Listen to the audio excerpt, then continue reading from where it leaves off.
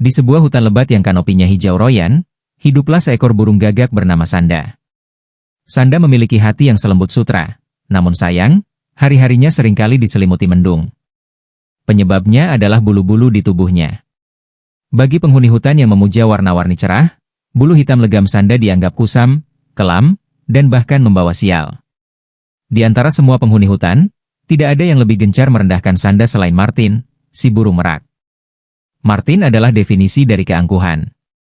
Bulu ekornya yang megah bisa mengembang sempurna bak kipas kaisar, berkilauan dalam gradasi warna hijau zamrud, biru safir, dan emas tipis saat diterpa matahari. "Minggir, Sanda," seru Martin suatu sore, sengaja mengibaskan ekornya hingga debu-debu beterbangan ke arah Sanda yang sedang minum di tepi sungai. Burung-burung lain yang berkumpul di sana tertawa cekikikan. "Kau membuat pemandangan sungai yang indah ini jadi tampak kotor dengan warna arangmu itu. Mengapa kau tidak bersembunyi saja di dalam lubang pohon tua?" Sanda hanya menunduk dalam-dalam. Ia melipat sayap hitamnya rapat-rapat, lalu terbang menjauh dengan hati yang hancur. Di atas dahan pohon ek yang sepi, Sanda menangis menatap bayangan dirinya di atas daun yang basah. "Mengapa Allah menciptakanku begitu gelap?" bisiknya lirih pada angin malam. Malam pun tiba. Hutan lebat itu perlahan tenggelam dalam kegelapan yang pekat. Sebagian besar burung telah terlelap di sarang mereka yang tinggi, termasuk Martin yang tidur di dahan pohon yang agak rendah agar keindahan ekornya tetap bisa dipandangi saat matahari terbit nanti. Namun, kedamaian malam itu terusik. Dua orang pemburu liar menyelinap masuk ke dalam hutan. Mereka membawa jaring besar dan senapan, bergerak tanpa suara di bawah temaram cahaya senter.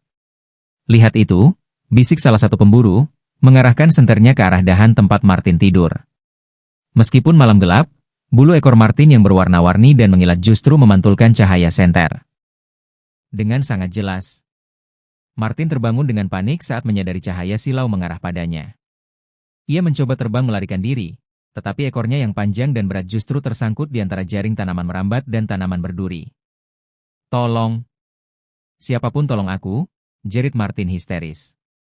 Kepanikannya membuat bulu-bulunya bergerak-gerak, menjadikannya sasaran empuk yang sangat mencolok di kegelapan malam. Kedua pemburu itu tertawa puas dan mulai mendekat dengan jaring siap bentang. Dari kejauhan, Sanda mendengar jeritan itu. Menggunakan instingnya yang tajam, Sanda langsung terbang ke arah sumber suara. Dari atas, ia melihat situasi yang kritis. Martin sudah terpojok, dan pemburu hanya berjarak beberapa langkah lagi. Sanda tahu ia tidak memiliki cakar yang kuat atau tubuh yang besar untuk bertarung. Namun, ia memiliki dua hal, kecerdasan dan bulu hitamnya. Disinilah keajaiban terjadi. Di bawah langit malam yang pekat, tubuh hitam Sanda menjadi senjata penyamaran yang sempurna. Ia melebur sepenuhnya dengan kegelapan, menjadi tak kasat mata bagi mata manusia. Sanda menukik cepat tanpa suara, mendarat di dahan tepat di atas kepala para pemburu. Dengan kecerdasannya yang terkenal, Sanda mulai meniru suara raungan harimau hutan yang sangat mengerikan, dikombinasikan dengan kepakan sayapnya yang sengaja digesekkan ke dedaunan kering hingga memicu suara gemerisik yang gaduh. "Roar! Serak! Serak!" Suara apa itu? Harimau? Salah satu pemburu berteriak ketakutan, menjatuhkan senternya. Sambil terus membuat suara tiruan yang menakutkan, Sanda memanfaatkan momen kepanikan itu untuk menukik ke bawah. Menggunakan paruhnya yang kuat, ia mematuk tali jaring merambat yang melilit ekor Martin dengan cepat dan presisi. "Martin, diam dan jangan bergerak. Biarkan aku memutus talinya," bisik Sanda di tengah kegelapan. Martin yang gemetar hanya bisa pasrah. Begitu ikatan terakhir putus, Sanda berbisik, "Terbang ke dahan tertinggi sekarang. Ikuti bayanganku." Martin yang ketakutan langsung mengepakkan sayapnya sekuat tenaga, terbang mengikuti siluet hitam Sanda yang memandu jalan di antara ranting-ranting pohon dalam kegelapan. Sementara di bawah, kedua pemburu yang mengira mereka dikepung binatang buas langsung lari tunggang langgang meninggalkan hutan, ketakutan setengah mati. Keesokan paginya, matahari terbit dengan kehangatan yang lembut. Martin berdiri di dahan pohon, menatap Sanda yang sedang membersihkan bulu hitamnya dari sisa-sisa daun semalam. Burung-burung lain yang mendengar cerita kejadian semalam berkumpul di bawah, terdiam. Martin berjalan mendekat. Tidak ada lagi langkah angkuh, tidak ada lagi ekor yang dikembangkan dengan sombong. Kepala merak itu menunduk rendah di hadapan sang gagak. "Sanda?" Suara Martin bergetar, matanya berkaca-kaca. Bulu indahku yang selalu kubanggakan hampir saja membuatku kehilangan nyawa semalam. Dan bulu hitammu yang selalu kuejek, justru menjadi pelindung yang menyelamatkanku. Aku sangat egois dan buta. Maafkan aku, Sanda.